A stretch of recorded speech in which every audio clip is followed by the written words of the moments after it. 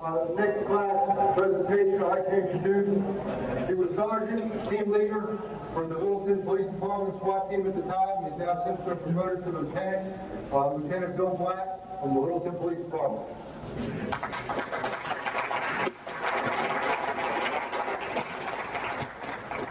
Thanks, Stu. Thanks, everybody, for having me. I really appreciate the opportunity to come out here.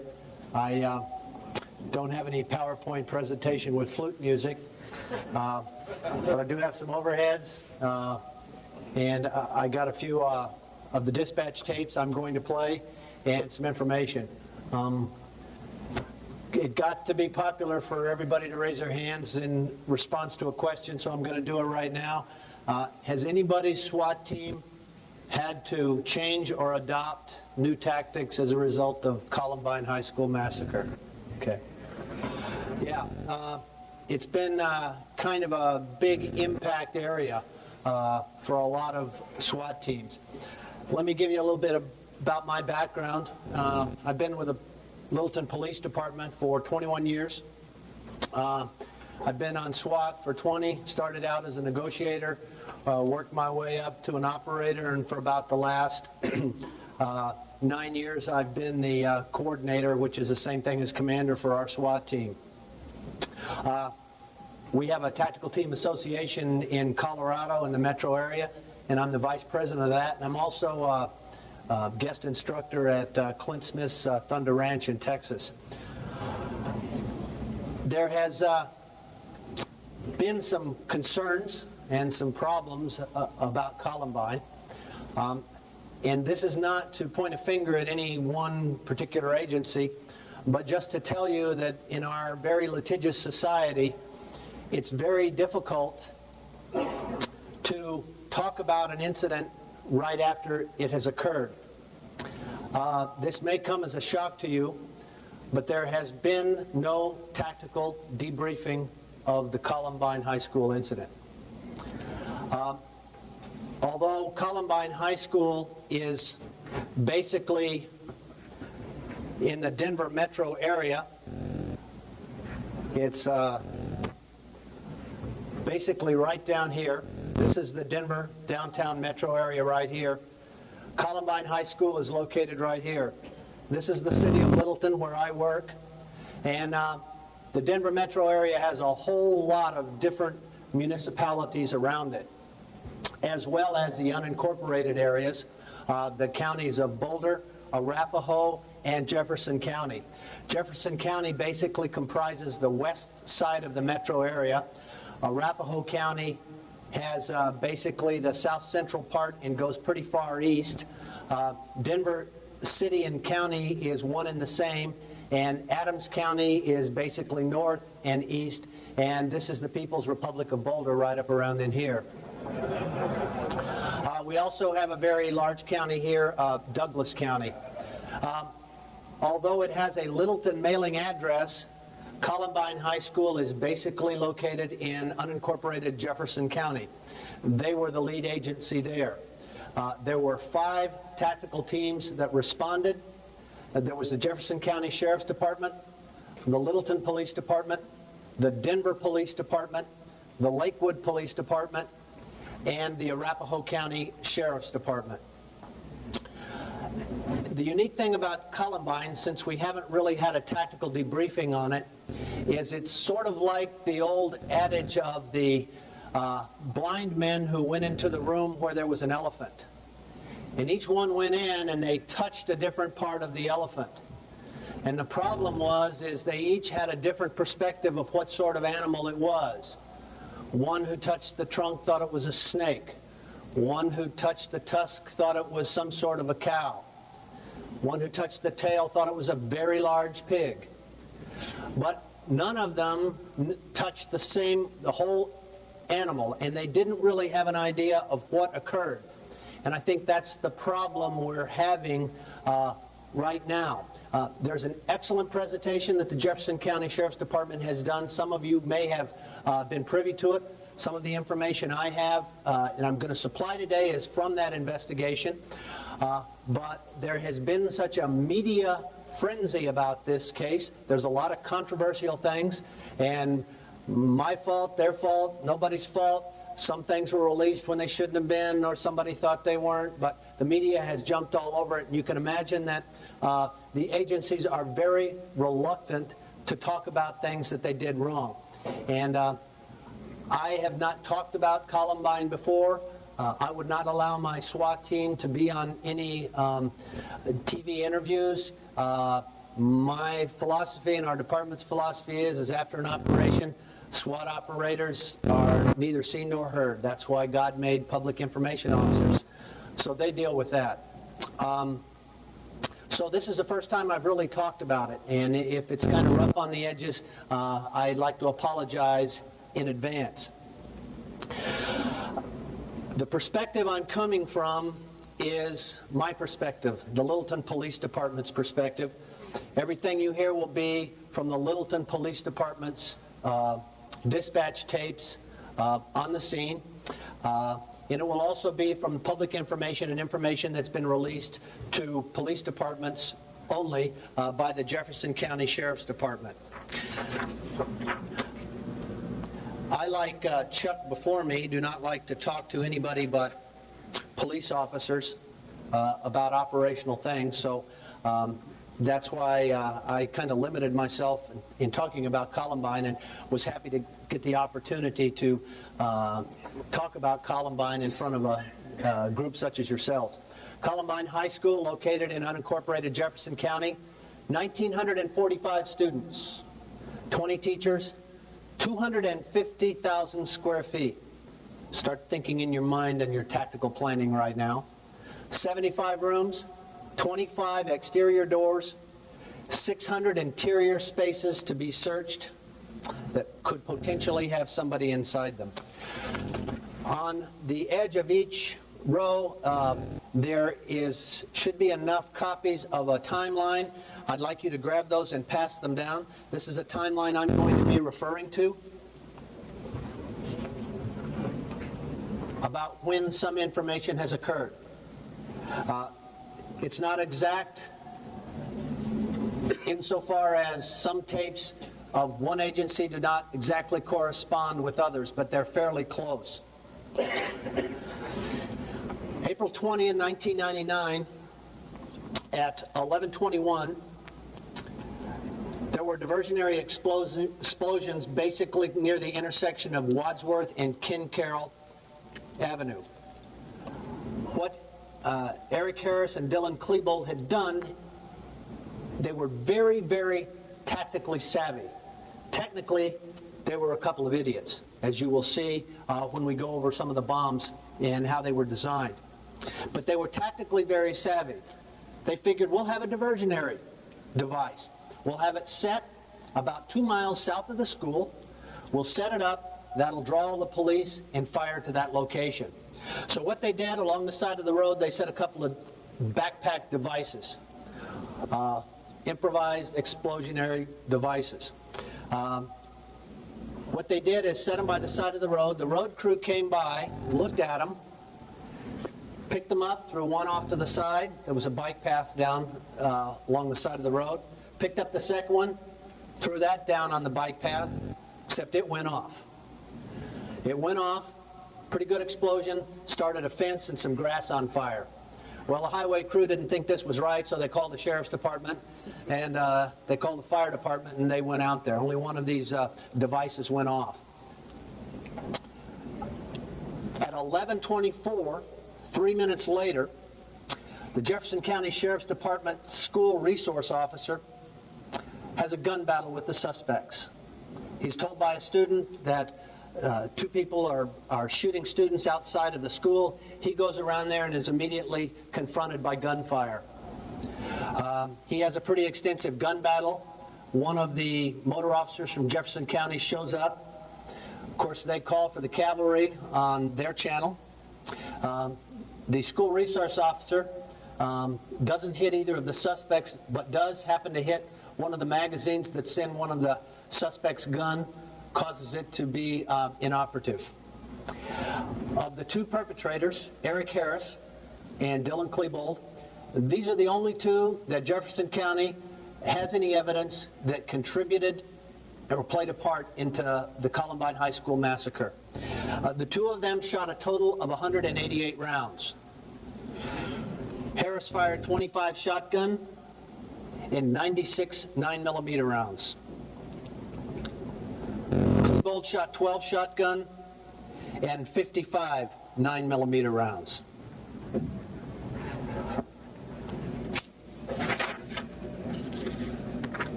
At 11:27,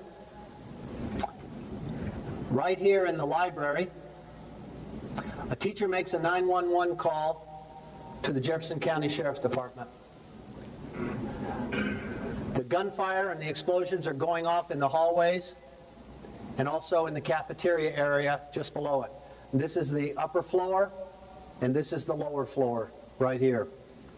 Disregard where these are because this proved to be wrong. And this came out of the newspaper, so it's what you have to expect. She is under fire during her 911 tape. The phone is dropped. She goes under a desk. She stays there for the entire time until she's rescued. She's there for the entire executions that take place in the library. At 11:28, the smoke detectors are activated. Our fire department, the Littleton Fire Department, and it's a fire protection district, it's larger than the city of Littleton, they have a way to track with a log when smoke detectors go off.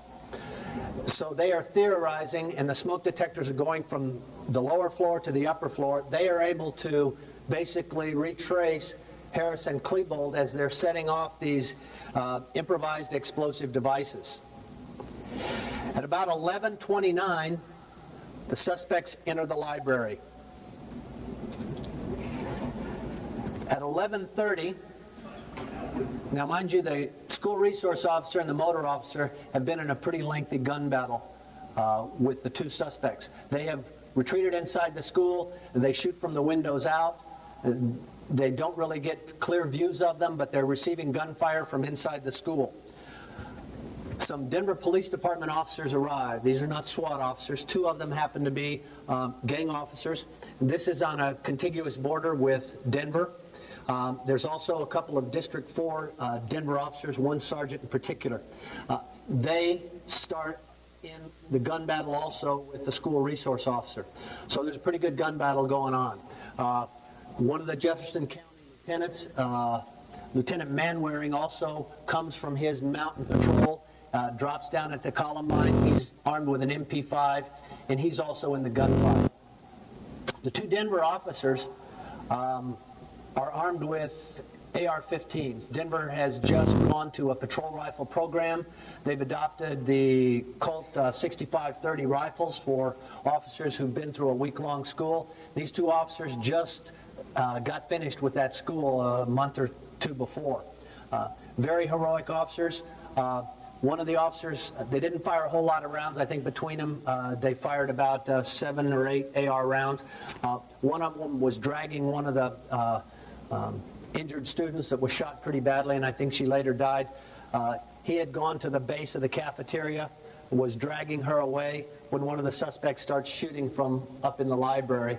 And he's got a gal in one hand, he's got the AR in the other, and he shoots what he thought was a couple of rounds, ended up being about 4 rounds up into the library. But he was able to get her pulled to safety, and I believe she later died. When the two Denver police officers arrived, the two Jefferson County officers are down to about 8 rounds each. At 11:33, a mutual aid request is made metro-wide.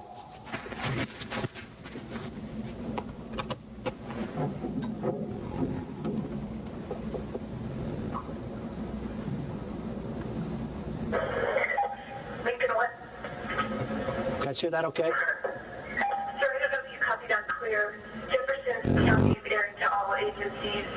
They have 2 or more subjects inside the school armed with multiple bombs, and they are sending them off into school. At this time, that's all the further they have.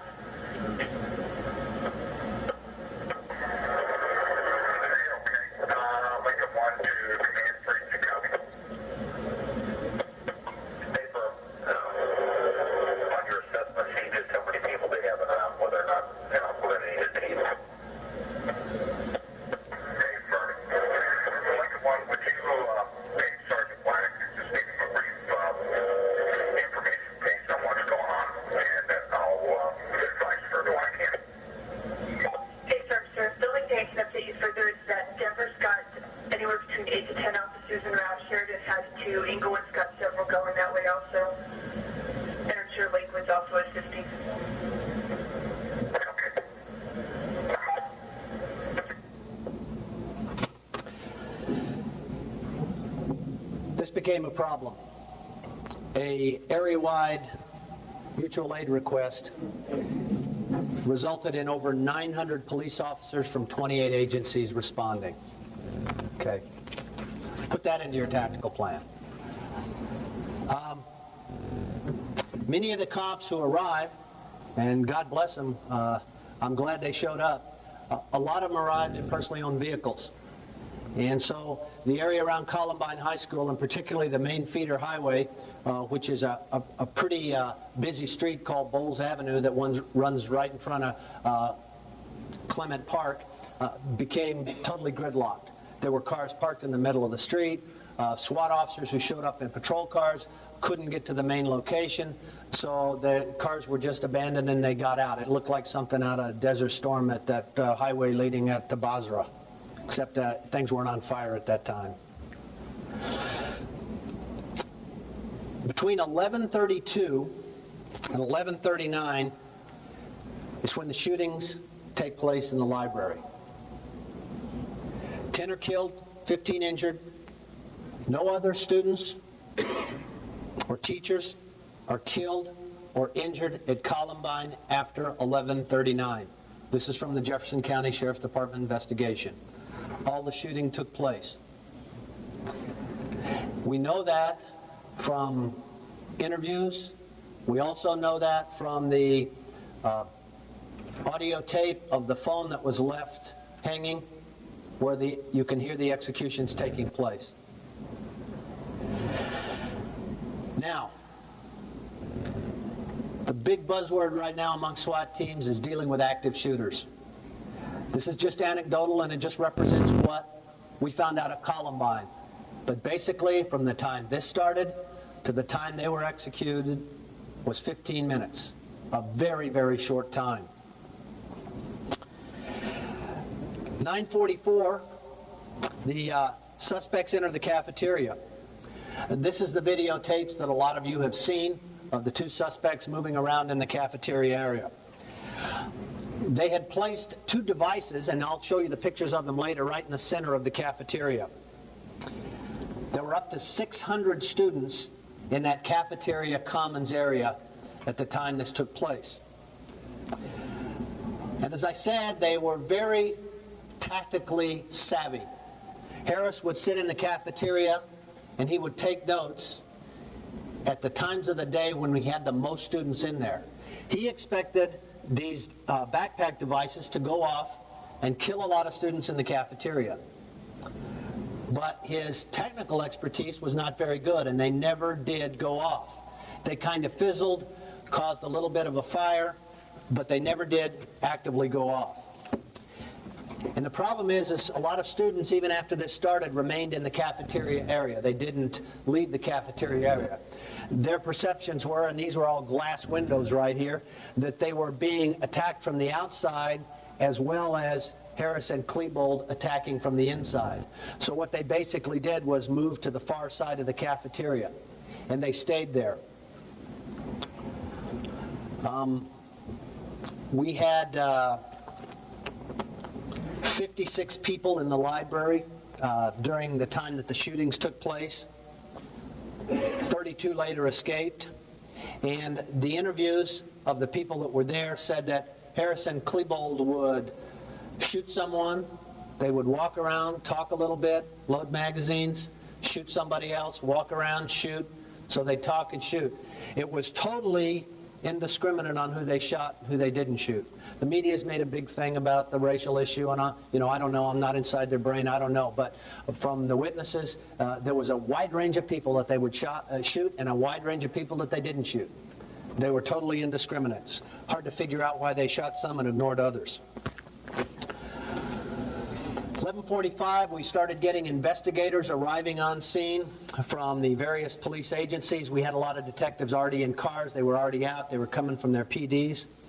And at 11:48, that's when my tactical team was paged out.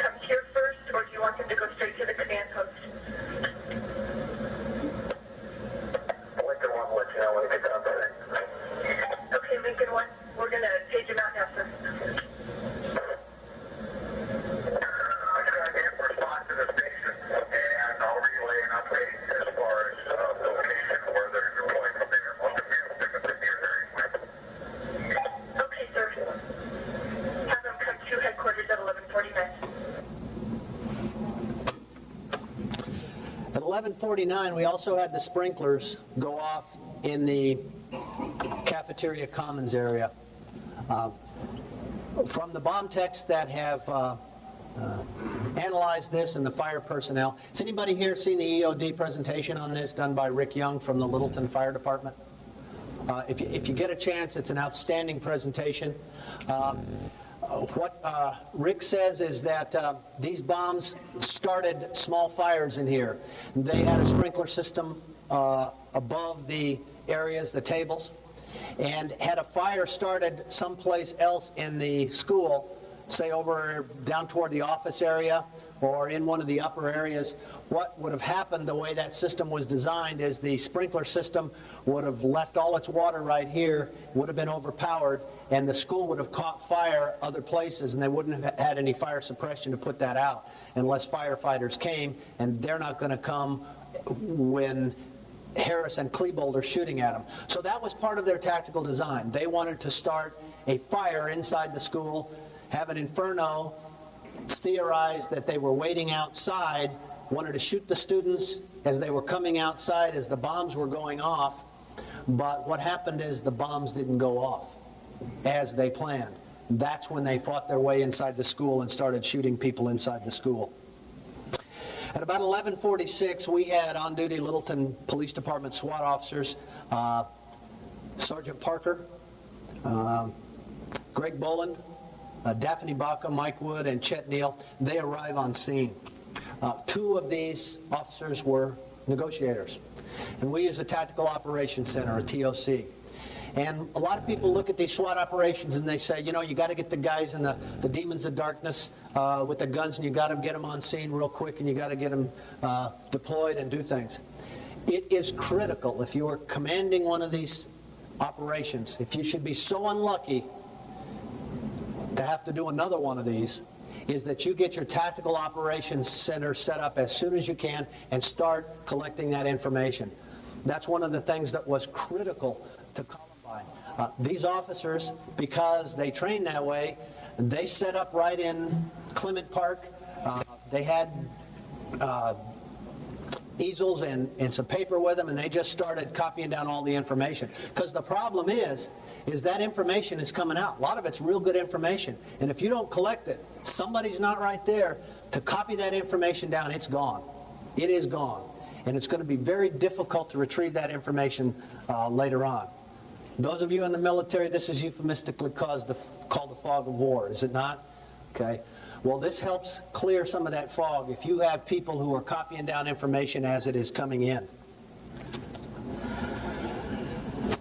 At 11:55 to about 12:15, there's the ad hoc SWAT team from Littleton Police Department. There were 2 officers, 2 Jefferson County Sheriff's Department officers, and a couple of Denver officers who make entry and they rescue students on the west side of the school. Now, this is the team that most everybody saw right at the early stages, moving up behind a fire truck. Yeah, let me put it this way. It's a little bit easier. And basically, the Clement Park area was right over here, and they came up to this location with the fire truck. 2 of the officers were our SWAT officers, and we require our SWAT officers, since we're not a big department, we require them to carry all their equipment with them when they're patrolling, and we try to spread them out over all the shifts so we at least have some tactical asset available. Our feeling is it's better to have some tactical assets available than none at all. And so they all had their rifles, they had protective shields, they had other equipment, they had ballistic helmets, things that they could go with, and they donned their BDUs fairly quickly into this. So that's why you see 2 guys in camo with shields and rifles, then you see a couple of guys in patrol uniforms, those were the deputies, and then you see 1 guy, I think, in shorts and a t-shirt. That was one of the Denver officers whose son happens to go to school there. He lived very close by. God love him, he responded. And another Denver officer who was also a resident of the area, he responded in plain clothes. So they all had tactical training. They were from different agencies, but you know, you go with what you got. You choose sides and you go in, and that's what they did. They put together a very hasty rescue between this 11:55 and 12:15 area, grabbed the fire truck, put a deputy driving it, drove the fire truck right here. This is the entrance of the school. They offloaded a team, and a team immediately approached and got in the school from this location. Immediately got in from this location.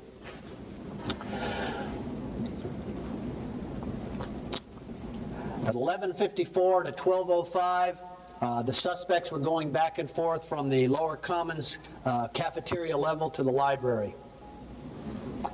The suspects were last seen on videotape going from the commons area or cafeteria to the library at 12:05. This is speculation by Jefferson County Sheriff's Department, speculation by some of the investigators on the scene, that very close to that 12:05 time is when Harris and Klebold committed suicide. Okay. No one was shot at after that time that they can confirm. As I said, no one was shot or injured after 11:39. So it is believed, since we don't have a video camera up there, but we do have the open phone, that all the shooting and the suicides took place right about 12:05. Speculation also is, and this just makes us look good, I don't know if it's right or not, this is the office area right up here. I'll play in a moment that we get a call that there's a hostage situation that has occurred here in the office area. There was also, when I went into the school, there were explosive devices down these hallways where they had thrown what they call crickets, and I'll show you what those are here in a moment. But speculation is, when they saw the cavalry coming behind that fire truck and officers deployed around the fire truck, they left this area, went over to the library area, and ended up committing suicide in here. 11:55, they transported the first victim from the scene. 12 o'clock, a medical triage is established for the wounded. We had a lot of trouble getting ambulances in. As I said, it was just a traffic nightmare. You couldn't have free access with fire trucks in and out. We brought in as many medical helicopters as we could. We set up 4 triage areas around the school. They treated 160 people for various injuries, everything from shrapnel to very serious wounds. They transported 24. At 12:02, a Littleton fire truck, 2 of them actually, Rescue 11 and 12, had responded over here driven down here and responded to assist some students who were down and shot. These guys just walked up, rescued these students, and they were under gunfire. I had been trying, my team had been trying, and I'm going to try and relate this to what Josh was talking about earlier, the importance of having tactical paramedics on your team. We were in the minority. I think what he said was about 80% of the teams now have some sort of medical resource attached to your team. We did not. We have been trying and trying. No, overtime's a problem. We don't have any firefighters that are interested in it. That was bullshit. For whatever reason, the commander said we can't have them, okay? After Columbine, we now have 15 tactical paramedics who are CONTOMS trained assigned to our team.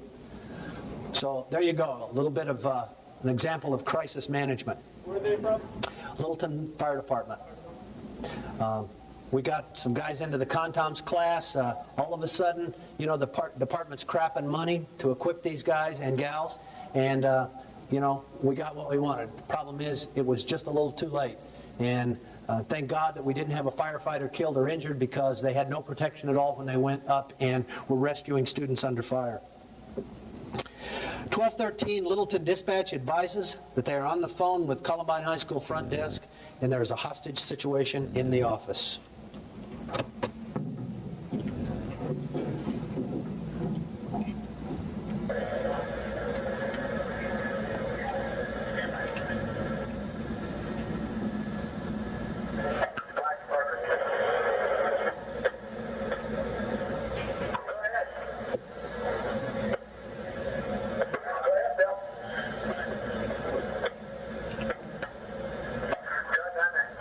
Right now, I imagine that's where the gate is going to come in.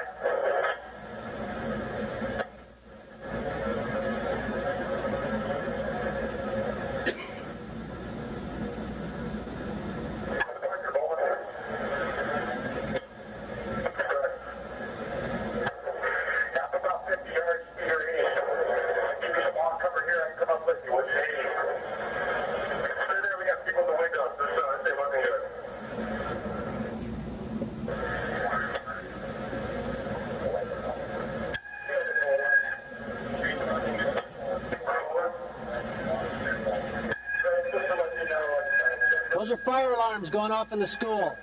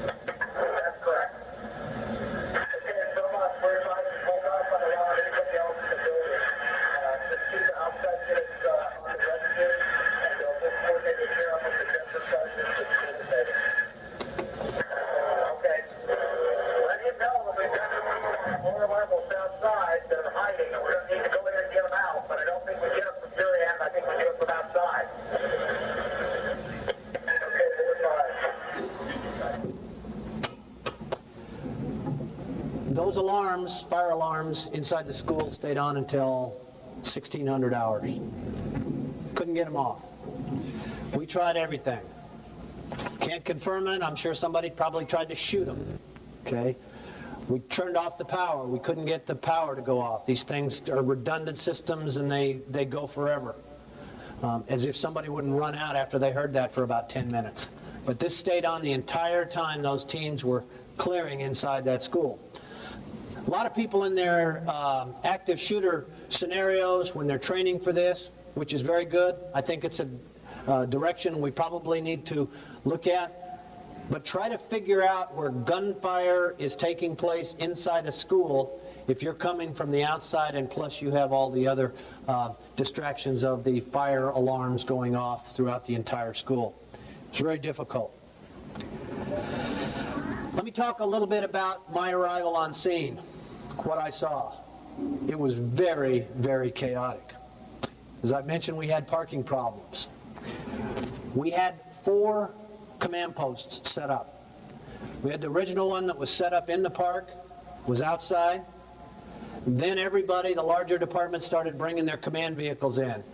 Denver Police Department had their big bus Jefferson County Sheriff's Department had theirs. Arapahoe County Sheriff's Department had theirs. So we basically had a little bit of difficulty getting the information, and we had to have one central place that we could use as a command post. The others were real nice because it was a good place to go and take a pee.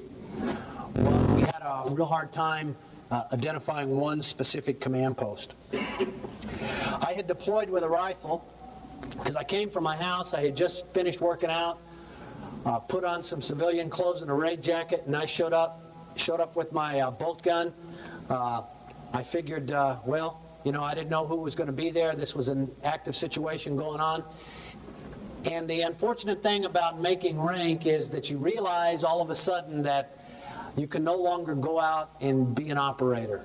Plus, I'm an old fart, okay? And I get there and you see things are going crazy, and I'm sure other sergeants and lieutenants and captains and underwear sheriffs and everybody else decided, you know, this is a really serious problem that we have to put some order to.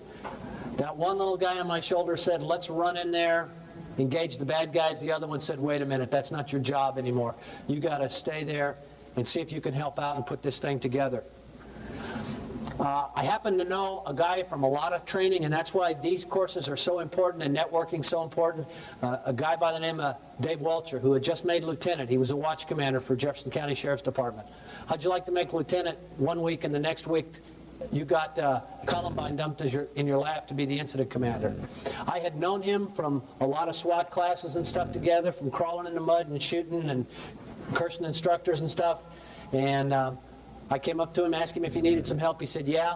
And he needed somebody to help deploy the police officers and the SWAT teams that were arriving. And that was basically my function inside the command post, was to deploy the tactical teams. I also acted as my department's representative during the situation. The other officer that you hear, Lincoln One, who's a sergeant at my police department now, he's a lieutenant. We had moved the command post or the staging area for the SWAT teams as far away from the command post as we possibly could, to keep them out of the view of the media, and also give them a place where they could make tactical plans and get them out of the chaos. That seemed to work really, really well. What we were faced with on arrival, what I got in the first 5 minutes, was I was told there were 6 to 8 shooters. We had snipers on the roof. We had bombs going off. We also feared that there were secondary devices there. Hostages had been taken. We had students escaping from the 25 doors that are around the school. We had an EMS response that was incredibly complex. And then fire started in the school. We haven't run yet. Evacuation was a concern. Containment was a real big concern. We had every parent of every student, every grandfather, uncle, aunt, brother, sister, friend showing up at the school, because it was on every news media in the Denver metropolitan area, and nationwide for that matter, as we were able to find out. We had arriving media. Denver, like any other big city, it's a pretty big media market. What with the sports that we have there, we got a couple of newspapers and like half a dozen news channels, and they were all there trying to vie for the best footage. This became a problem. Traffic, as I mentioned. We also found out early on in the first few minutes that the suspects' homes probably had explosive devices at the suspects' homes. It was real difficult to manage responders. The dynamics of this situation were constantly changing, and to add on top of that, we were getting a large number of bogus calls that said that they were coming from the school, and I was trapped here and somebody was shot here. And you had to take personnel and you had to take people, and you had to dedicate some assets to that. And you know, when you have these responding police officers show up, it would be different, and I know some of you are from very large departments. If you had 150 guys from one department show up and you had a captain or an under chief or somebody to talk to and say, look, this is what we need your people to do. But we had, 5 and 6 guys show up We had 2 or 3 guys from one SWAT team and 2 or 3 guys from another SWAT team, and the lieutenant hadn't arrived yet, the sergeant hadn't arrived yet, and so it was really hard to coordinate all of these assets that were coming in. 12/13, we had numerous reports of teachers and students hiding in various locations of the school. As I said, we had 75 rooms up there. We had to check out every room. This is the actual map that we got. Yeah, later on we got a great big map that said where everything was, but this was the only map that we had early on in the problem that we had to go inside and check in the school. And my department, since it's not in our jurisdiction, wasn't familiar with some of these areas, and the people who intimately knew this school were not. This is something you might want to work out in your pre-planning, and I'm sure you already have thought of that.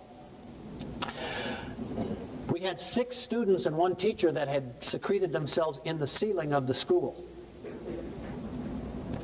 And we had to find them later on. At 12/22, a request is made for an explosives robot. Denver is the only department. Their bomb squad is the only one that has an explosives robot. It's one of those that goes in with a little camera and can shoot stuff and does all the other stuff. One of the lessons that was learned as far as EOD on Columbine is the fact that you really do have to have some liaison from your EOD assets in the command post, and it's a good idea if we would have gotten somebody hooked up with the tactical teams from EOD, because the tactical teams that were going through there, there was like going through a minefield. There were all sorts of explosive devices. Some of them may not have had the level of sophistication that an EOD technician would have, that says, yeah, we can go by that, or no, this is a really dangerous area, you want to stay away from that. So one of the things we're working out in the metro area is to try to get a better liaison with the EOD technicians from the different bomb squads. The South Metro area of Arapahoe County and Jefferson County and Douglas County, they have a South Metro bomb squad with the local fire departments that work together. And we're going to try to spend a little bit more time working together. We had a total of 10 EOD sites.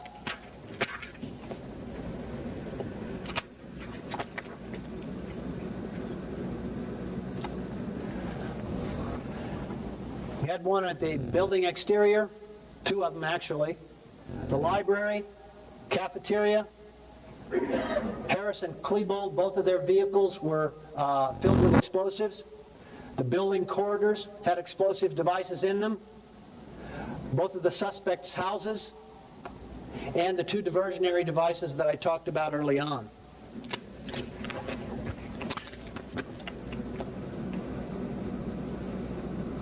Here is the summary of the devices.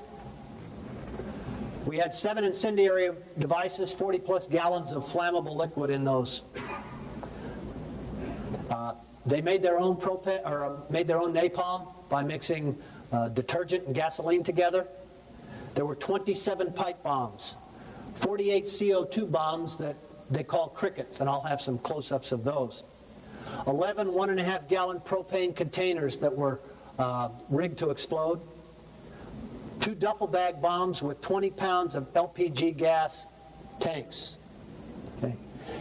Now, I don't know how to rig a bomb, and I don't want to. I want to stay away from that stuff. But the bomb tech there who put these together told me that the 20-gallon LPG bombs were wired to go off with rocket fuses, and they had them set with just a standard alarm clock with the little bells on the top.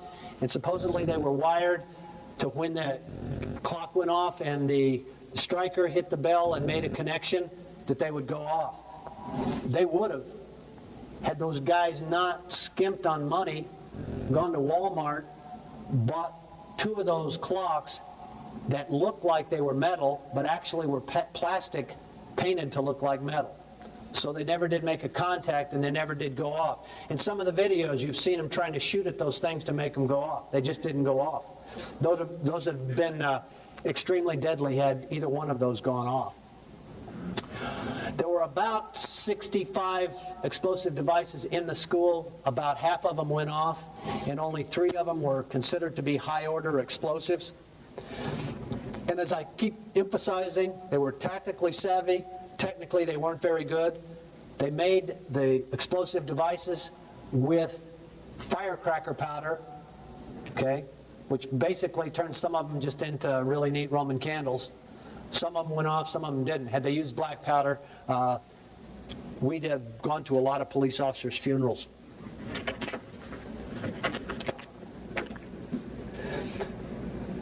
This is the lower entrance to the cafeteria. Move this down a little bit.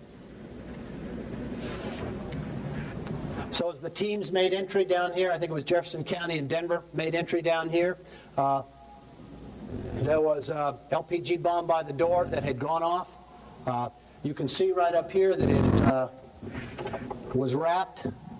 These are nails, and that's buckshot that's wrapped around this with duct tape.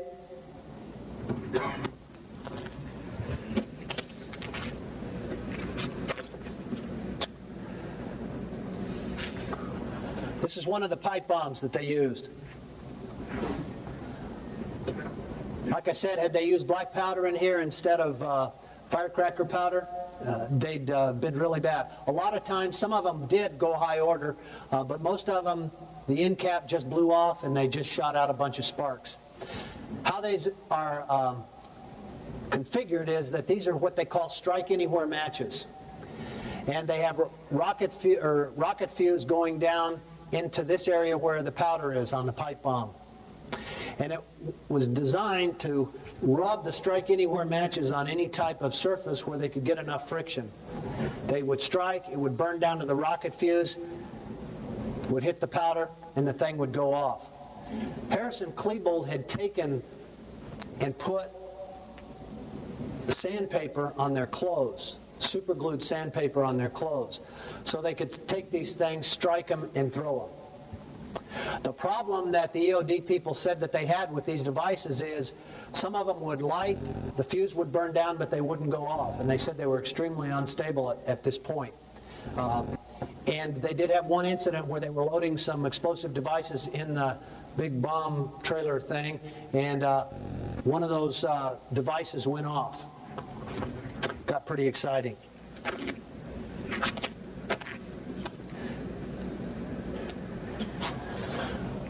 These are the CO2 devices, small CO2 devices right here that they call crickets. They had a bunch of these on them. They threw these like the grenades.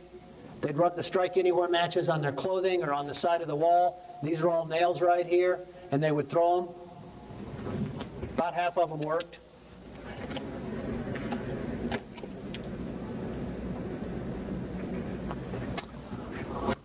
This is either Harris or Klebold's feet. I don't know which one. This is that high point 9mm carbine.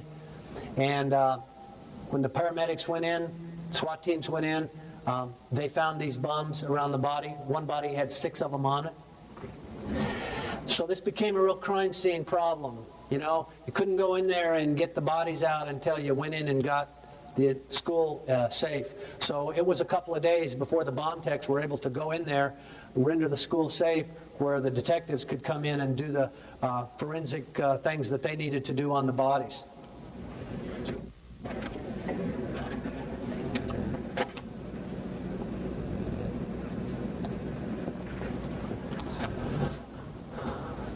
Fuse burned out on this one. Makes it very unstable. Some of them that they did move caused detonation. This is a can of gas with an explosive device taped to it, didn't go off. This is one that went off right at the exit of the library door where 26 kids were escaping. This is the bomb that was set on the backpack bomb that was set on the center of the table. Pretty good size pipe bomb right here. Partial detonation here. Thing about this, when it blew the end caps off, it usually was embedded someplace in the wall. You can see all the fire. This is the cafeteria area right here. This is where the first fires were started.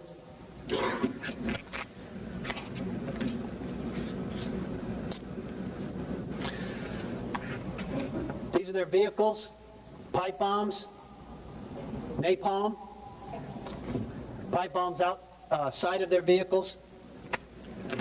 Probably dropped it going in.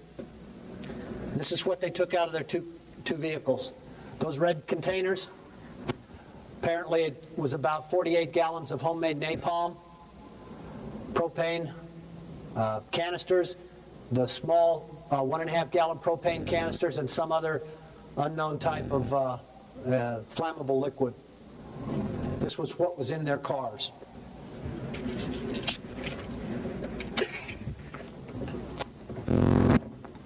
They had one girl that they brought out to the triage area, had 9 wounds in her. They thought she'd been shot.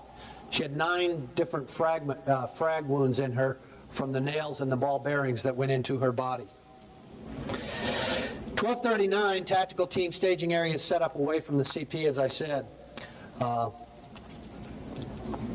arriving SWAT officers, we have them respond there. We had essentially 5 agencies. 2 agencies could talk together. They had a common radio frequency. 1 agency's radios went completely out. The other 2 agencies were on frequencies that couldn't talk back and forth. A lot of people made a big deal about, well, you couldn't communicate. Actually, we were able to solve it pretty easily. At the staging area where the SWAT teams were, we got a representative, usually a command-type person of their SWAT team, to each location. We had them there with their department radio and frequency so they could direct their team in the presence of the other SWAT commanders. So all of the SWAT commanders basically knew what the other teams were, but they just didn't talk with one another. We also had a problem with the desensitization of our 800 megahertz system because of the close proximity, and I'm not a technical guy, so I don't know, but they say when you get this many 800 radios together, different frequencies and different trunking systems, that they have a tendency to desensitize one another, so the radio communication didn't work very well. Also, those satellite dishes that the TVs have, they have a tendency to interfere with those as well. And the cell phones, the large number of cell phones they had, pretty much jammed everything up. About 12:40, the rest of the Littleton Police Department SWAT team arrives. Tell you what, it's after lunch. Everybody probably needs to take a little bit of a break. Let's stop it right here. What we'll do is we'll come back. If we could come back in 10 minutes, let's make it 10 after 4. Come back here, listen to some more radio tapes. I have one of our snipers that was on the perimeter. Going to have him give his perspective, and then we're going to open it up to any questions that you might have. So let's try and be back here at about 10 after 4, if you would, please. Thank you.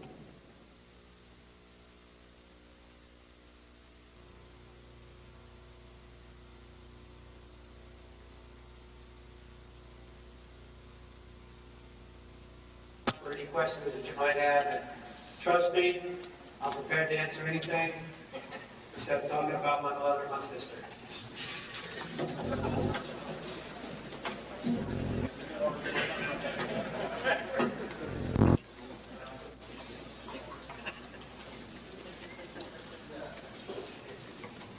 Thanks, Bill. My name's Sean Duke, and I'm a sergeant with the Littleton Police Department. I've been on the Littleton Police Department SWAT team for about 10 years now, and I've been performing the capacity of sniper for about 8 of those. Bill asked me to talk about my involvement in Columbine from a little more personal perspective, and I thought it was probably a good idea. As snipers, we get somewhat caught up in our own little world as snipers, and we get into our routines and how we respond and so on and so forth. And I thought from my standpoint, this one was a little different, and I'll kind of go through the sequence of events for you. I was off duty the day of the call. We have a part-time SWAT team. I was on my day off. I got the page about 11:50 a.m. that morning. I was about half a mile from Columbine High School when I got the page. However, I didn't know that there was an incident at Columbine High School. I was called to assist Jefferson County Sheriff's Department on a critical incident. I was asked to respond to an intersection of Leawood and Pierce, which is directly across the street from Columbine High School, but I hadn't made the association with Columbine. Here we go. Oops. Okay. All right. I know that's not the best quality, but The intersection of Leewood and Pierce is about right here. The area of Bowles Avenue is up here. If you look, and from a sniper standpoint, it's always nice when everything faces north and west and east and south. However, north is actually in this direction. This street here, South Pierce Street, actually runs north and south. So you can see the school doesn't really sit in a north-south manner. It does become confusing when people start talking about them coming out the southeast corner, okay? We had some problems with that going through dispatch. Southeast corner is probably here. However, information we had in one of the calls that came in dispatch, when they were talking, the students were calling on cell phones, they were saying southeast corner, they were referring to here. So you can see some of those problems. I'll backtrack a little bit. Anyway, I got the call. I was about 2 miles from my home, and as it happened, as it was, my gear bag was at home. I think my AR-15 was home because I recently shot it. And when I deploy, generally I deploy with my .308 bolt gun, but I also like to have my AR-15 in case I'm called to assist on the inner perimeter or on entries. So I drove home. Well, on my way home, which I live down about here, south of the school, about 2 miles, in an area called Columbine Knolls, I noticed a lot of Jefferson County Sheriff's Department cars running code-free lights and sirens southbound away from Columbine High School down toward my neck of the woods. And again, I had no idea there was an incident at Columbine High School at this point. I got to my residence, and one of my next door neighbor came running out and asked me if I'd heard what happened, and I said, no, I didn't hear what happened. He said, well, 2 doors down from you, there was a bomb that went off, and there was a fence on fire, and the fire department's out there putting out a fire. And I thought, okay, well, that's why Jefferson County was running south on, but I told him, I got to go. I was at home for 2 minutes, and I grabbed my stuff and headed off to the police department to gear up. Police department's about 7 miles from my house. So I'm running there, probably adhering to all the speed limits and red lights and everything. Anyway, so I'm flying there, and I get a page to my girlfriend. So I call it back, and it's a 911 page, which is kind of unusual, so I call her back on my cell phone on the way to the police department, and she asked me, what are you doing? And I said, I'm going to a SWAT call. And she says, have you heard about what happened at Columbine High School? I said, no, I haven't. So she said, well, the media says that there's some bombs going off, and there's a bunch of students that are being shot and or are killed, and that's what's being put over the television right now. Well, my heart started to flutter pain a little bit because my daughter's a student there.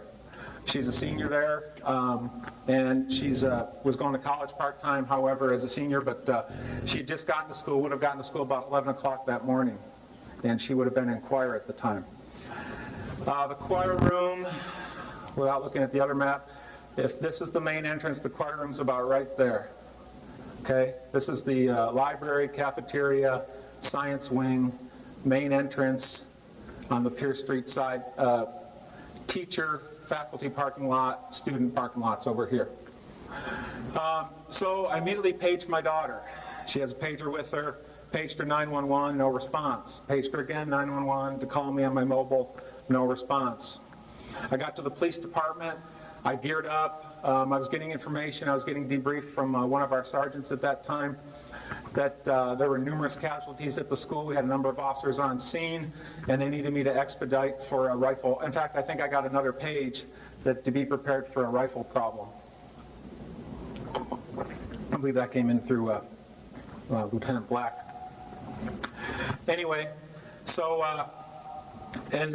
frankly, I was at the police department 5 to 10 minutes, grabbing my gear, my rifle, making sure I have enough ammunition, and a little bit panicky because I didn't know the status of my daughter. She hadn't called me back.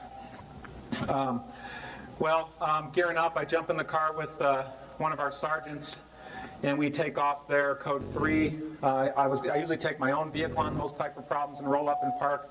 He said I wouldn't have any chance of getting close to the school in my personal vehicle, so we needed to go lights and siren and fly there. He nearly killed me on the way twice. So anyway, on my way there, got a page from my daughter, 911, that she, from her mother's house. I was able to speak with her on the way.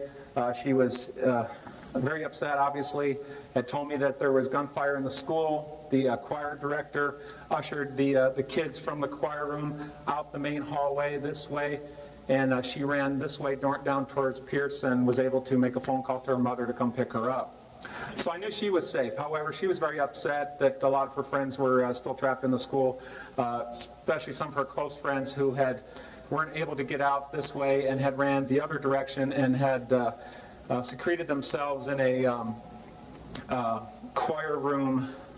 No, I'm not even going to put it up. A choir room office. There were about 30 kids that secreted themselves in a choir room office. It was really they call it an office. It's really no bigger than a walk-in closet. So I knew my daughter was okay, and I'm responding there. Sergeant Tardy's briefing me as best he can on what we got, suspects, descriptions, where last known shooters were, if any. At that time, I think Sergeant Tardy told me there could be 4 up to 6 suspects wearing black trench coats. Some real brief descriptions. I don't think he had the incomplete suspect description at that time anyway. When I got into the area, we came in on Bowles Avenue, which is up here. This entire road here was completely blocked, and Bowles Avenue was completely blocked. We actually drove on the wrong side of the street for about a half a mile in this direction towards South Pierce Street because the westbound lanes of Bowles Avenue were completely shut down with abandoned vehicles. Fire trucks, police cars, personal vehicles, etc. So I got out. To give you an idea of the chaos, like Lieutenant Black talked about, there were hundreds of civilians running around. Media, parents, as you can imagine, law enforcement, fire department, SWAT teams, you name it. And there was, I could barely get out of the patrol car I was in and get the doors open and get the back doors open so I could get my rifle out. I had to push people away literally to get my stuff. Now that's a lot different manner of deploying than I'm used to. Okay, I'm used to sneaking up on the scene and hiking in and stalking and all stuff. Well, that all goes out the window. Okay, so I was able to get my my gear. And I met up with the team down in about this area where they were staged by, I think there was a fire truck, an ambulance or something up in here. And had information that my team was also up here, so I met up with them. And then I ended up positioning myself about right there. About 75 yards from the front door. Recently went through the Operational Tactics Police Sniper School that would have been the Winter Sniper School of January of '99. And so one of the good things out of many that we learned in that school was the concept of position versus, the old concept of instead of north, south, east, west, SWAT teams go to side 1, 2, 3, and 4. And that still works good, but there's another one, I don't know if you're familiar with it, where you determine a side 1, and then you take a clock, and you drop it right down on the roof of the facility. Okay, so if I'm over here on the main entrance, which is usually considered side 1, I would be on the 6 o'clock. Okay, so I was 6 at 75. So when you call in a position, you give, I said Dugan 6 at 75. Everybody knows I'm on side 1, 6 o'clock, 75 yards. That way, if someone else is monitoring our radio traffic, they're not going to know where you were. I know through talking to other SWAT officers from other teams and from my personal observations that I was able to see I had another SWAT sniper on a rooftop right there, which would have put him about 150 yards from the main entrance. There were 2 SWAT snipers on rooftops here and here. This is the entrance where Klebold and Harris went into the cafeteria. That was about 180 yards from this entrance, so I had 2, 1, myself 4. There were 2 other snipers up on the side 2. Okay, of the school up in this area in the park. They were probably about 50 to 75 yards, hunkered down behind a tree. One had an AR-15. I think they both were equipped with AR-15s, kind of a scout sniper team. And I know of at least one other sniper that was on this side of the school. I don't know of any others. Like Lieutenant Black mentioned, we'd never had a debrief. So, and I learned when after the agency that completed their investigation, they were not aware of me or this other sniper here. And that's the problem you run into when you don't debrief these things, is you really can't do a thorough investigation until you talk to all the teams that are there. So hopefully someday down the road, when we're not so concerned with being sued, we can get together and discuss those things. I talked a little bit about the chaos. The other problem for snipers especially, in addition to the radio communications problems, there was a lot of noise. Now, I was on the outside of the school, so I wasn't privy to the lovely fire alarm that was deafening inside. However, the helicopter, there were 2 media helicopters hovering right above the school, very low. And in fact, one was right above me, it seemed like most of the time, and completely would drown out my radio traffic, causing me to turn up my headset almost all the way, which got to be real annoying and uncomfortable. So that was a problem. And then from there, all I did was, what we're supposed to do is gather intelligence, pass on to the teams what information we can. Our team went in and worked with another team and cleared a lot of this area on the second floor, the upper level. It's actually, this is considered second floor, but you're actually walking the ground level up here. This is a hill, okay? And so I provided cover, rifle cover, long-range rifle cover for all the evacuations that came out of this entrance right here that spilled out into this parking lot and out onto Pierce Street. Probably in my estimation, there were between 200 and 400 students and faculty that came out that door as a result of teams finding people that were secreted in the school. Just a little bit about what I was equipped with, just your basic Remington 700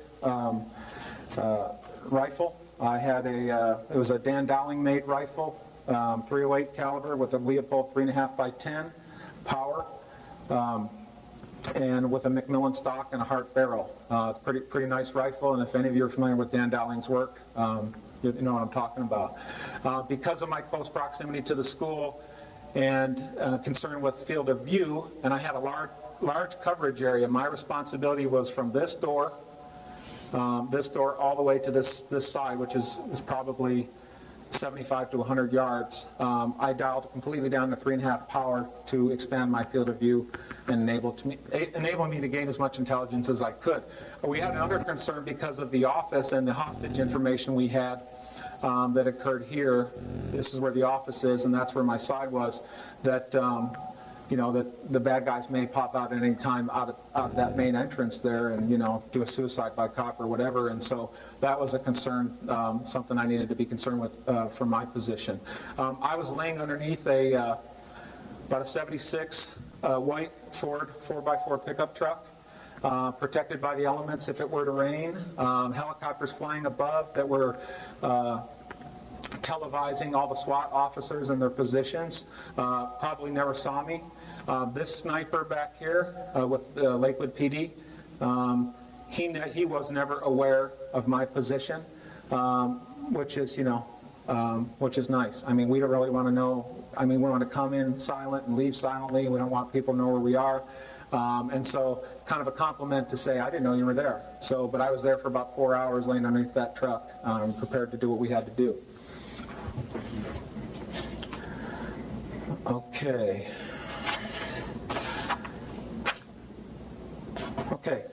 Bill, that's about all I had. I'll turn it back over to Lieutenant Black, let him finish up, and I think at the end we'll have some time for any questions. And privately, if we're having a beer over dinner or whatever, I'm available to answer any questions you might have. Okay.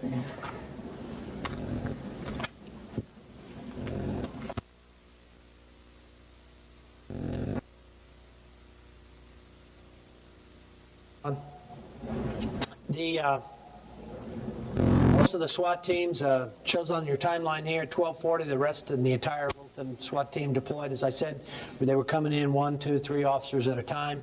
1246, Sean was fully deployed. 1248, Jefferson County SWAT team arrived. They deployed at 1253, their entire team.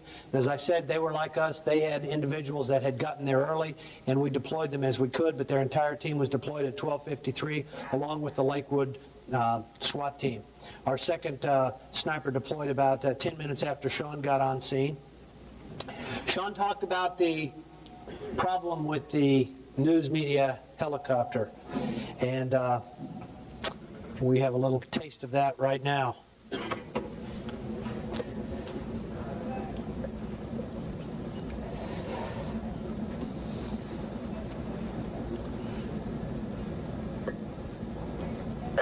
I will get that information. Stand by.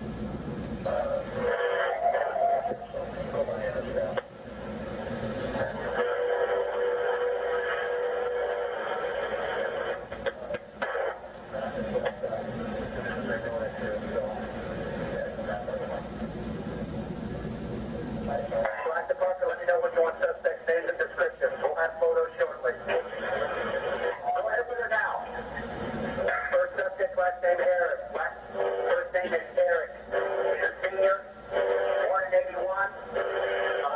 Second suspect is Klebold, K-L-E-B-O-L-D. First name is Dylan. He's also a senior. Break.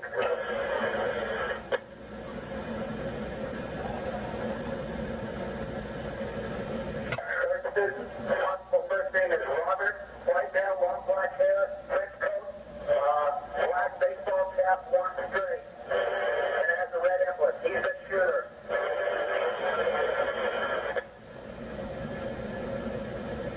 And first subject is a possible Chris Morris. He's a special ed student. We know that shotguns were used.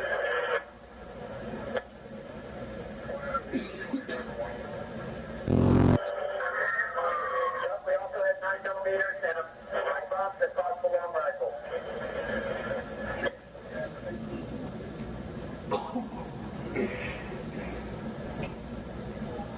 Using the black, we got these police choppers up here. They can advise us if they get movement on the roof. They're awful low, however. Okay, we've been trying to get rid of them, but I don't think that's going to, $100 fine going to deter them. How about 158? You said, how about 158 grain bullet? He was off about 10 grains, but you know his heart's in the right place.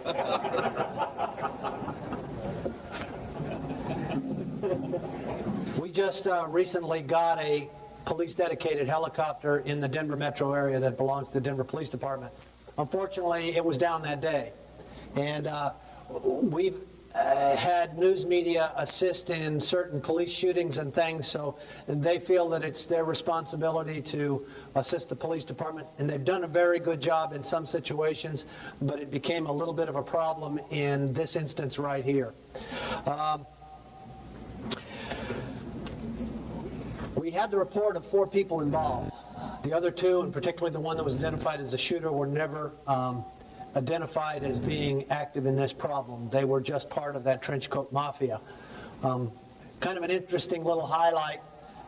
One of the fire chiefs who had been at the fire academy working in the burn building showed up to assist in landing the medical helicopters, and he was wearing his bunker gear. Colorado, most of the departments have yellow bunker gear, but this one was all black and very gritty. So he's standing out in the middle of the field, and some police officers, they weren't from my agency, saw him out there, thought he was part of the trenchcoat mafia, and proned him out and arrested him. So I'll give you his name if you have any fire department friends and other agencies who'd like to give him a call. We had a report of a teacher and 8 students down in the cafeteria area. This proved to be incorrect. This was just many reports of people being down, and we searched for them, couldn't find them.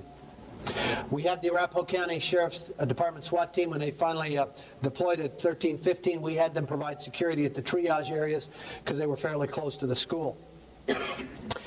We had information that the suspects, and we got this from other students, were going to try to blend in with the other students and escape the area. If you can remember one of the classic SWAT calls, Princess Gate in London, where that same tactic was used. And we had information this would occur. We tried to treat everybody who exited that school as a suspect, but this became somewhat of a problem. It really ate up a lot of manpower.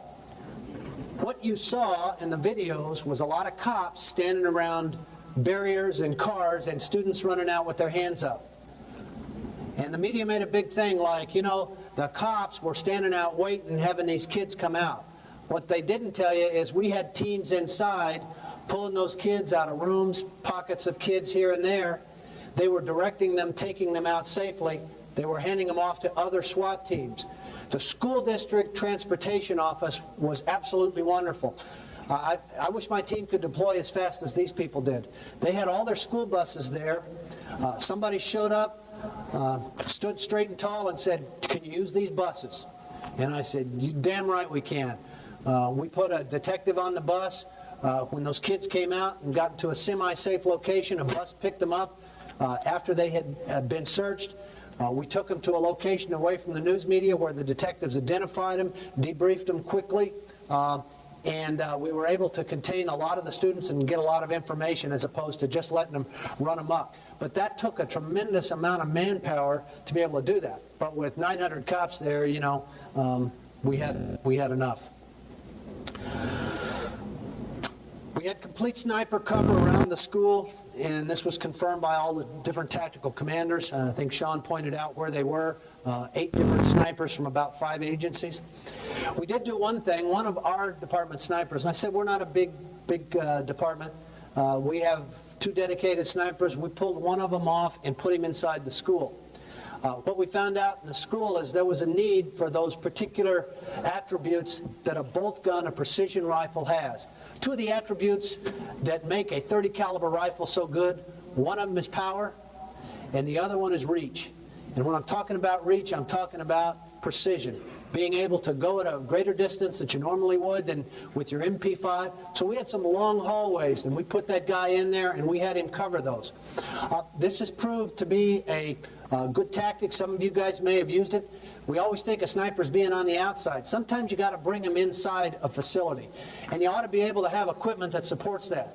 If you've got some, and this is just my opinion, doesn't reflect the views of the management, you know, there's a time for those 20 power scopes, 16 power scopes, but having one that had 3.5 power with a short barrel that you can move around inside a school, there's a reason that you have rifles like that. And it turned out to be pretty good, and he was very effective in there. Gave a lot of confidence to the tactical teams that they had that precision rifle capability inside the school. We got pictures of the suspects fairly early on. We got those out of the yearbook. And then about 1416, Jefferson County Dispatch advises that students are doing CPR on a wounded subject in the finance room.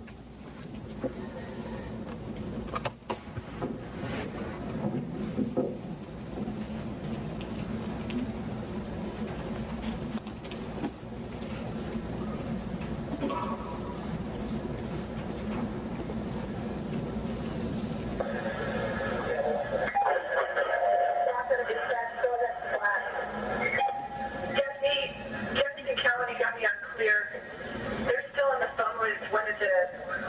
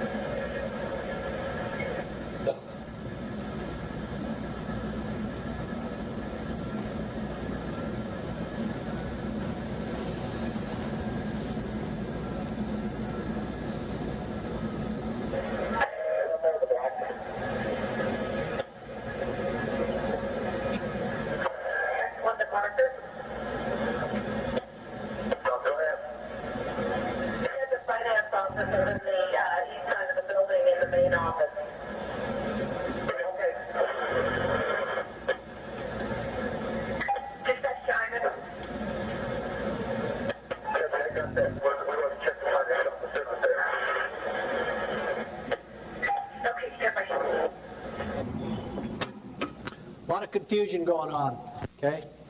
Officers went, got there as quick as they could, checked the area, it wasn't there. There was a teacher who during this incident was shot, very heroic, helping a lot of students out. And when I went in afterwards, he was located right here. The teams searched this area, came up here. Okay, this is the science area. I'm not making excuses because I don't know, but there was blood trail around this area, I understand, and it was very difficult for the teams to locate that person for whatever reason. And I'm sure it will all come out in court somehow because his daughter is suing everybody who happened to be there.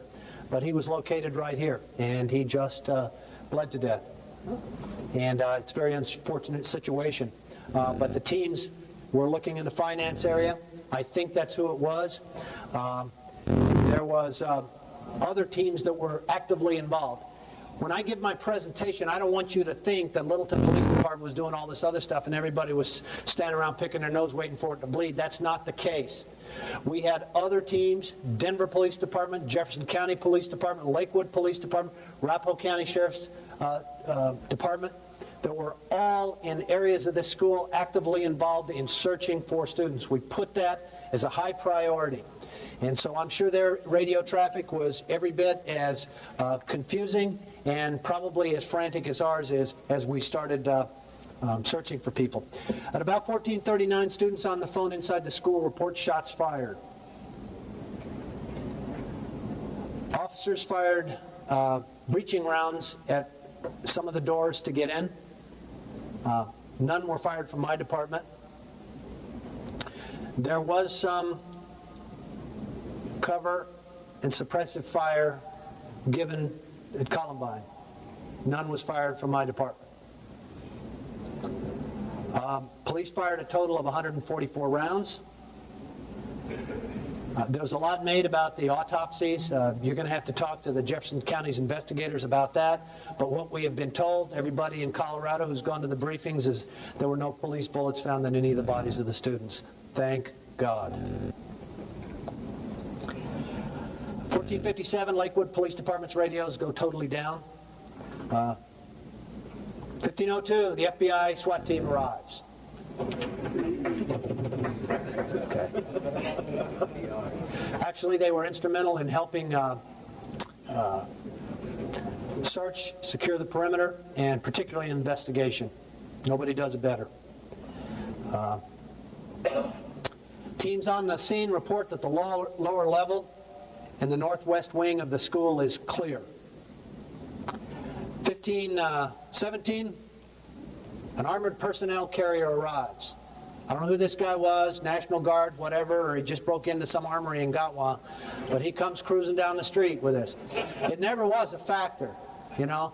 In my opinion, I'm such a skeptic, most of this shit never is a factor. You know, it looks good, but unless it's driving around the neighborhood at the time that this stuff goes down, by the time you get it and drive it and get it there, it wasn't a factor. And I'm talking out of school for you teams that have had successful encounters with them, but usually when that stuff is that you depend on, it's never there. That's, I guess, one of those Murphy's rules.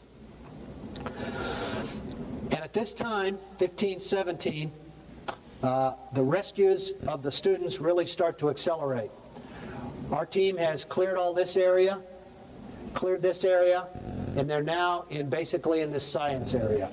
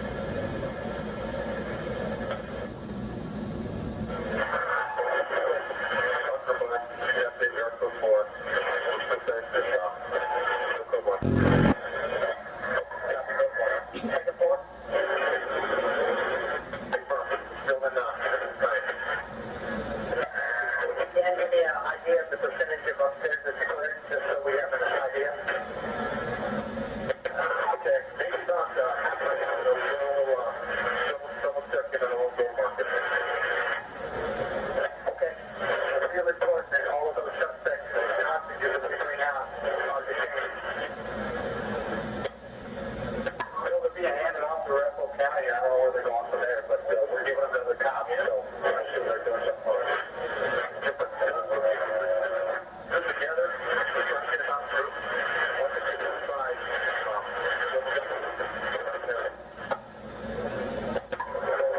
I didn't get all that great. I got we tried to put them into groups and bring them out. That's working fine. Okay, we get a real basic hardware search on every single one of them. Yeah, they're being searched to get out here.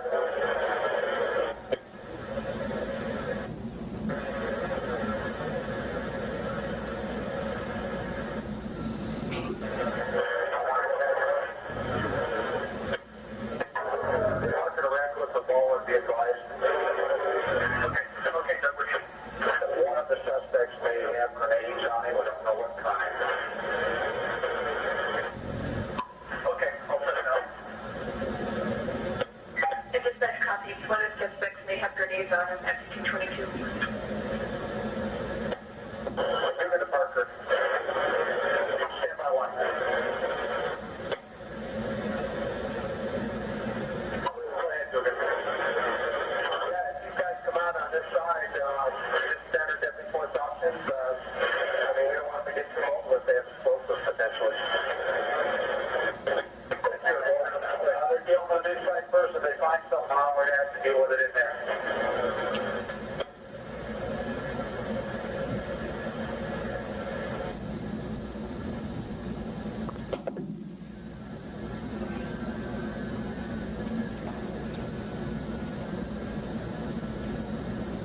Mark to the black. Go ahead, Doug. Yeah, from Metro, they've got, looks like suspects down in the library. It looks like suicide. We got,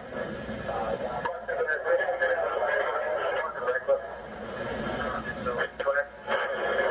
Yeah, they confirmed they got two suspects in the library, self-inflicted wounds, multiple weapons. We also got multiple victims in there. So we may still have one to two suspects unaccounted for.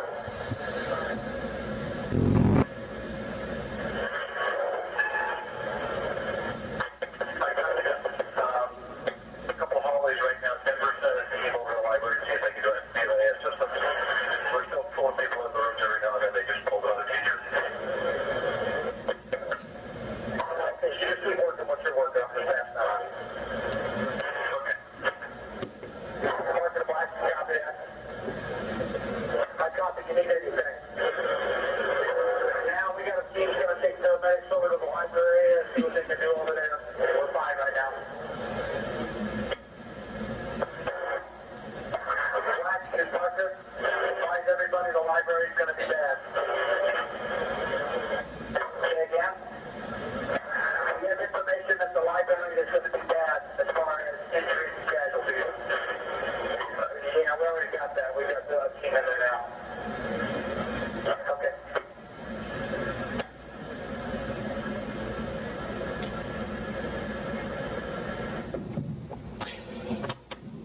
And he was right. It was bad.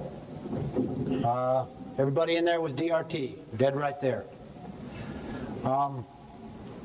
You know, you guys, we're all in the same business. We've seen a lot of dead bodies, but seeing that many in one location was pretty difficult. The teams did that search, and basically there was no other suspects, no other casualties after they cleared the library. Both floors of the school were cleared by about 1600. It was declared clear by Jefferson County, Denver Police Department, Littleton Police Department, Lakewood Police Department, Arapahoe County SWAT teams. We cleared the scene about 1730. And what we did at that point, command post talked it over, and at that point we called in 5 additional SWAT teams. And if I forget one, I'm sorry. I think we had Boulder Police Department, Boulder Sheriff's Department, the Thornton North Glen, which is a combined tactical team, very fine team from Commerce City Police Department, and the Adams County Sheriff's Department. And our thinking is that we needed to get the EOD people in there. These SWAT teams were spent. They spent quite a few hours in the school, very stressful situation. As I said, it was like going through a minefield. They'd all kind of ended up right here in the library where all the casualties were. And we still had a feeling that there might be somebody else in there that had hidden in the ceiling or whatever. So we wanted to get 5 fresh teams in there to do a very thorough covert search along with the EOD people, and that's what we did. And it finished up about 11:30 or 12 o'clock that night. And then the crime scene investigation began. As I said, teams rescued a lot of kids. We estimate that our team did anywhere from 200 to 500 kids that we brought out of the school in different pockets. In the days and weeks that have followed, there was over 10,000 pieces of evidence, 100,000 photos. Jefferson County has 200 3-inch binders, and there was over $1.5 million in damage of Columbine High School. And as you all know, the damage is not just the monetary damage. You know, there's damage to the operators that were there. There's damage to the community. I think the other guys from Fort Collins and Longmont, Wheat Ridge that are here from Colorado departments can attest there's not a day that goes by that they don't have something in the newspaper, something on the TVs about this. So even if you want to try and forget about this, they're not going to let you. Right after this incident, you know, everybody was hugging everybody, and we had the president and the vice president and Janet Reno and all the people coming, and we're hugging each other, saying how great everything was. Well, we're way past that hugging stage now. Okay, now everybody's pointing fingers or trying to. I was very proud to be able to work with those other teams. There was some extremely heroic things that were done by all of the SWAT officers there, as well as patrol officers. There's probably not a day or a week that goes by that I don't get a call simply because my city is Littleton, and people equate Columbine with Littleton, even though it was in Jefferson County, that I don't get a call from someplace in the country or someplace in the world, and they want to know how their SWAT team can respond to a Columbine situation. And the only advice that I can give them is that, and this is from my perspective, is that take a little of that money that you spend on all that high-tech, high-speed, low-drag stuff you give to the SWAT teams and share it with your patrol officers. Because these are the ones that are going to make or break one of these calls. Unless you have a SWAT team circling over the school with a helicopter when one of these things go down, you have got to have patrol officers that, one, are equipped with things that they can respond to a situation like this. My own personal feeling is you got to give them rifles, not these little wimpy-ass pistol caliber carbines. You got to give them some protective gear. That's those ballistic helmets. You got to give them some shields they can move around in. And you know what? We as supervisors, we got to give them the ability, your first-line supervisors on the street, to be able to make those decisions. Because everybody's hindsight is 20/20. And you can have all the chiefs and commanders and sheriffs and majors and whatever you got, pick them apart when some sergeant says, we got an active shooter in there, let me get you, and you, and let's go in and let's deal with it. Okay? That's the level that your active shooter training has got to come from. It's got to come from the patrol. SWAT was very helpful in this, okay? But you got to spread some of that wealth into your patrol officers. Because, you know, most of us, that's where we came from. That's where we earned our bones to become SWAT officers, was working on the street.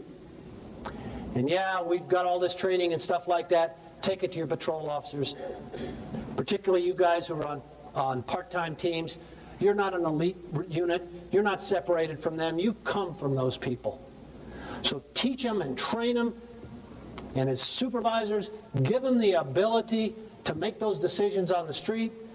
Right or wrong, they're going with the information that they've got at the time, and they're going to make the best decision they can. I'm not saying we shit-can SWAT teams, okay? I'm not saying that at all. I'm just saying, what are we going to do in our departments for that first 30 minutes while the SWAT team gets all their stuff and arrives? Because most of the departments are the size of my department, and you don't have a full-time team, and you got to wait for everybody to gear up. Who's going to handle that situation? Because really, if you look at what the speculation is, Harris and Klebold were dead before a full team got activated. Okay? We put together people, and they just happened to be SWAT-trained officers that went in there. And you can argue, they're still going to argue, I'll be arguing in court, whether or not made a decision, whether it helped this situation, whether it caused Harris and Klebold to prematurely execute themselves, I don't know. Can't tell. That's just speculation. All I know is what I know. And all you're getting is from the Littleton Police Department. If you want to find out what Denver did, talk to Denver. If you want to find out what Jefferson County did, talk to Jefferson County. I have some information because they were able to share that with me. But you know what? All I'm giving you is my piece of the elephant. I thank you. I'd like to open it up to questions. Like I say, I don't have any problem. I know we're getting real close to happy hour here, but if anybody has any questions, you, sir. Yes, sir. I was wondering, is any of the blame being shifted to the parents, or are they keeping it on video games and movies? Well, that's a bigger question. You can ask that about society. He wanted to know if any blame is being shifted to the parents. I mean by the courts. By the courts, you know, in our day and age, I don't know. I think the police are just going to kind of get it in the rump the whole time. Has your department shifted any of its policies, like you were talking about at the end, towards active shooter policies, or spreading some of that knowledge and training and wealth of the patrol force? Yeah, I don't want to blow my own horn. My department's a 70-man department. It's not a big department. We've got an 18-officer SWAT team. Excuse me if I'm politically incorrect. We have 6 negotiators, and we got 12 tactical guys. I am lucky that I have a department that decided that for special operations, and there's a lot of different things, that they want to have people who are tactically trained. They give us the time to train. They give us the money. We have always had a philosophy that works for us. I don't know if it's going to work for you guys when we call SWAT on patrol. And that is we don't try to keep that stuff locked up. We have all the supervisors' cars and all the patrol officers' cars equipped with equipment that we can use on the street. Now, we're not going to have all of our stuff, but we have enough gas, we have enough less lethal options, we have protective equipment, and we have probably over 3/4 of the officers who carry rifles in our department. Okay? All you have to do is look at North Hollywood and see how important rifles are to patrol teams. Yes, sir, you in the back. Did your team or anybody else go under best counseling after this? Yeah. It's pretty funny, and I don't want to downplay this post-critical incident trauma stuff like that. But about 4:30 in the afternoon, and I'm briefing these teams. I went in right after the teams said it was clear. I went in, walked through there because I was going to have to brief the new secondary teams and the EOD guys when they were going to go in, and I had to tell them, you know, this is what I saw, this is what you got to be careful. But I'm standing there, and I just finished briefing the secondary teams that came up there, and I see these 4 little attractive ladies standing there in front of me like this. And I'm talking to them, and I'm going, who are you? And she says, we're your grief counselors. And I said, oh, okay, I appreciate it. Can you wait over there? Okay. My grief hasn't arrived yet, and as soon as it does, you guys will be the first to know. But it did. It did for all the teams. We took the team back. You know, it was such a stressful deal. What I did is I said, you know, you guys have been through a lot. What you need to do is get away from this police department. Everybody is ordered to go home. Your shifts will be filled. You need to go home, you know, hug your wives, kiss your kids, do whatever, spend some family time. Try to get away from this. It's going to be hard. I will make sure that no media contacts you. I won't have anybody do an interview. And then tomorrow we'll get back together and we'll talk about this, because we had a SWAT day coming up, I think, in a day or so after that. And we'll get together and we'll debrief this and we'll talk about what we did. Okay? Get a few steps away from it, and that's when we debriefed it. Worked pretty good. Other teams pretty much did the same thing. They had grief counselors assigned to them. Of course, you know, if you look at the news media, the entire state of Colorado is all screwed up mentally over this thing. Okay? I mean, we got rid of a good concealed weapons bill we were about to pass. We got rid of everything. Anybody who's got a gun there is, it's bad juju. You can't hunt. They want to keep you from doing, what the Constitution says you're supposed to be able to do. This is just my opinion. Doesn't reflect the views of the management. But, there was a lot of problems. And some people got through it okay. Most of the SWAT guys, you really don't have to worry about it. Most of the guys talk to each other. Those that did have a problem, we tried to identify it and got them hooked up with somebody who, first of all, knew about SWAT operations, and second of all, could give them some good, trained post-critical incident trauma debriefing. Yes, sir.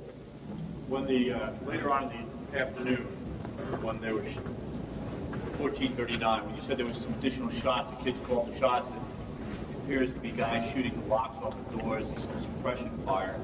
You in the command post, did you know that was going on when that was going on? No. So you thought it was still active shooting? Yeah.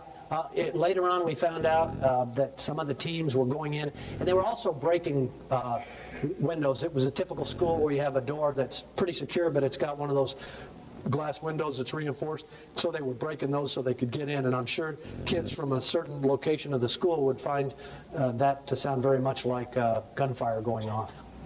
But no, we didn't always know.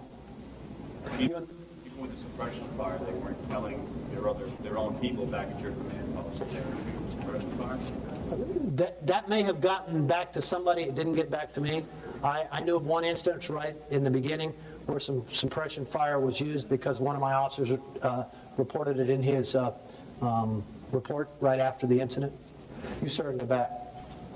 There was about 20 minutes or so that went by before they ordered out any SWAT personnel. Is that normal after there's been people engaged? Well, the deal was it came with a everybody in the state of Colorado to show up, basically what it was, okay?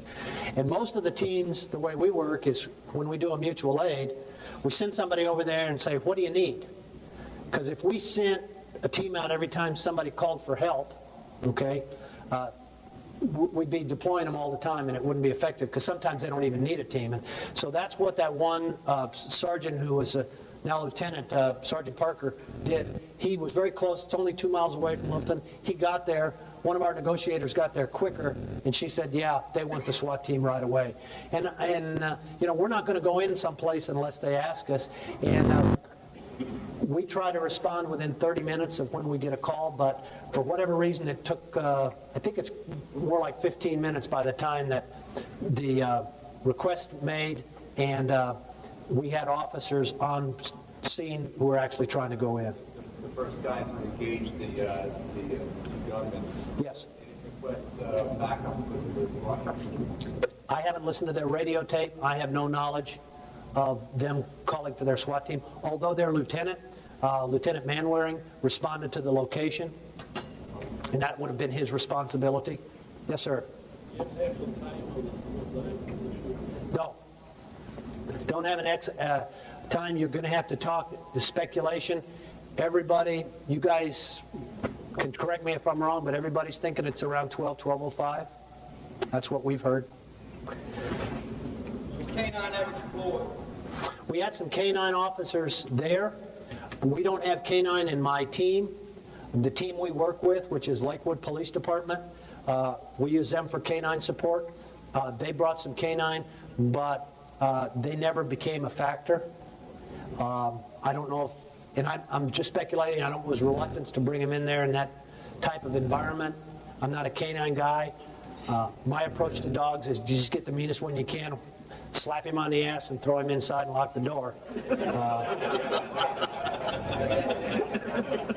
Then go in and shoot him and see what's left.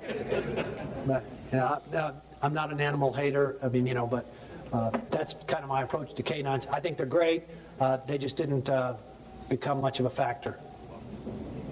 Yes. Do you know if any consideration was given to having air traffic control restrict airspace over the school? Yeah, we did that real early on. We closed airspace, but I don't know what the fine is, but these guys, to get some real good footage, they don't care. Okay, they'll be grounded. They'll do whatever they want to. what actually had occurred is one of the tactical teams had requested one of those news cameras to set down. They got some tactical guys in it, and that's who was flying over. The problem is that wasn't shared with everyone, and so we didn't know that. You know, if you prepare for something like that, it's a lot easier, and we didn't know that, so guys thought one of the helicopters was just flying around, tried to get some footage, but they were checking the roof, and they had a tactical guy in it, but that information wasn't really shared, and I didn't get it until much later. Yes, sir. Is the whole debriefing idea pretty much dead in the water? I am not the host agency. Jefferson County Sheriff's Department is. We're hoping and praying that occurs, but as time goes by, people get a lot of hard bark on them, and it's hard to be less than candid in some of your responses, so I don't know. We'll see. You, sir. Since the incident, have you dealt with issues of lockdowns, not lockdowns? I know a lot of school boards are going through that right now. Yeah, you know, there's all sorts of approach. My opinion is they should have armed the damn teachers. Okay. I think one of the greatest things in the world is, Clint Eastwood goes into that bar and kills little Bill in Unforgiven. Said, "You just shot him. He's an unarmed man." Well, he should have armed himself.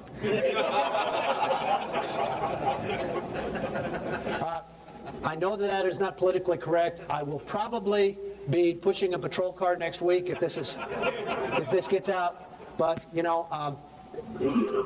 that is not a proposal that a lot of people want to hear. It's just that we got to be real careful about SWAT teams jumping to the conclusion about active shooters and sending people inside in an area where they're kind of going off half-cocked sometimes.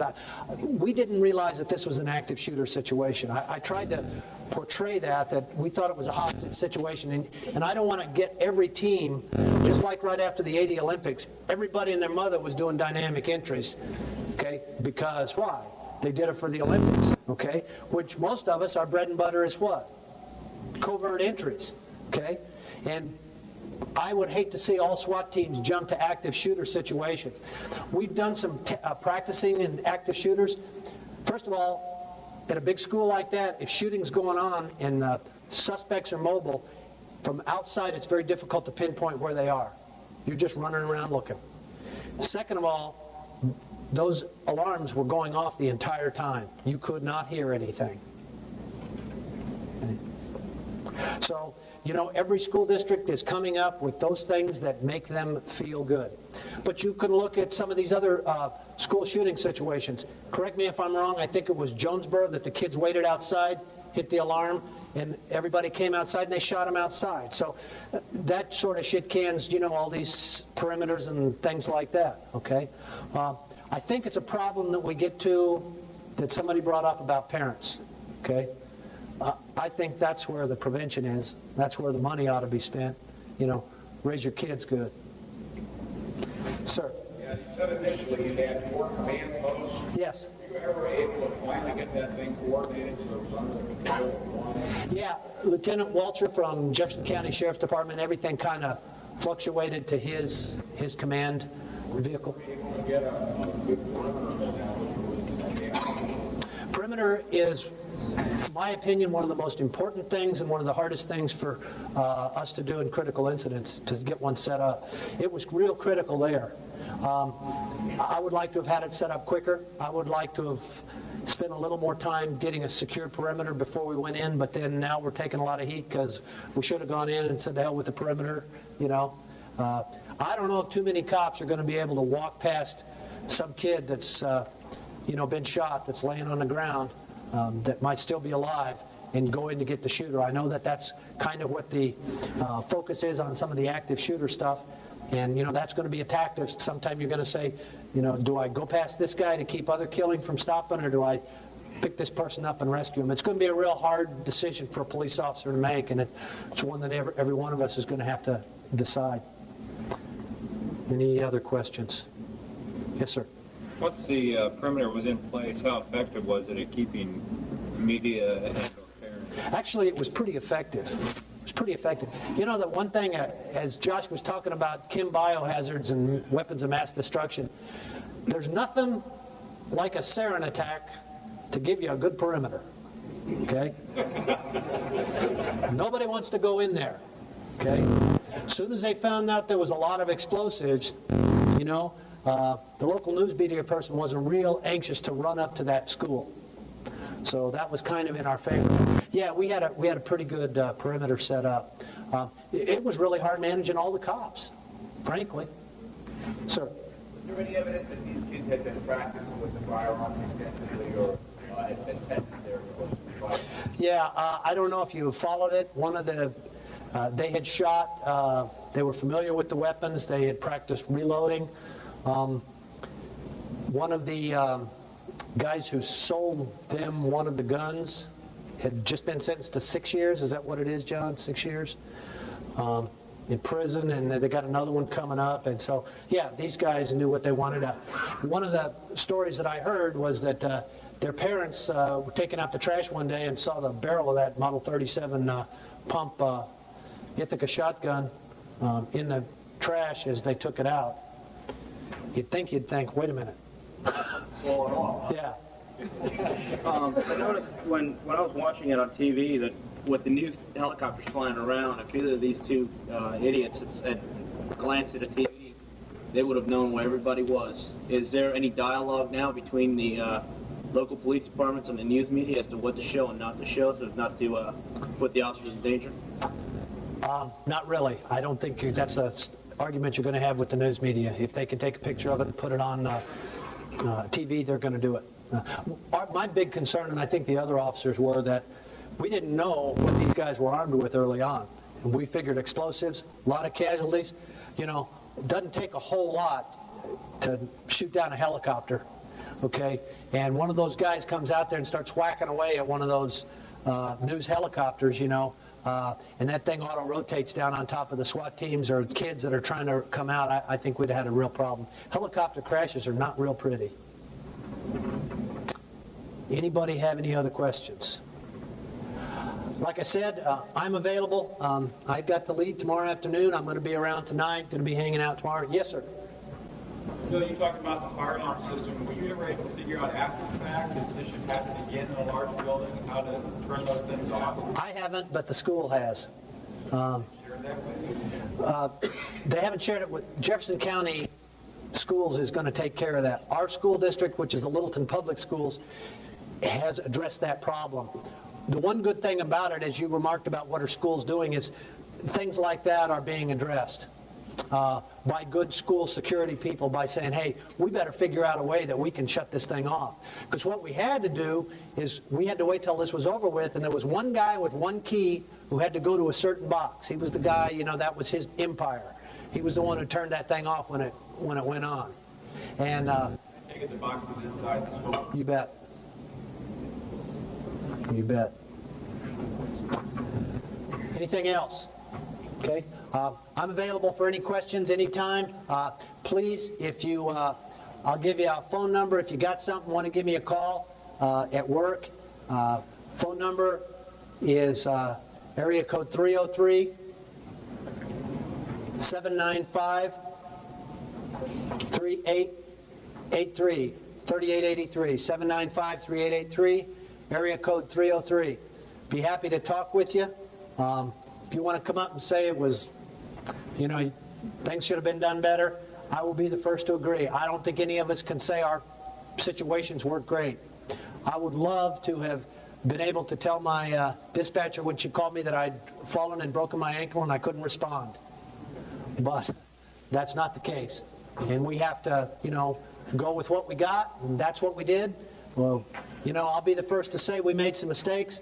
You guys hopefully have seen some things that you would do different, and that's why we debrief this stuff, so we can find out how we do this stuff different in the future.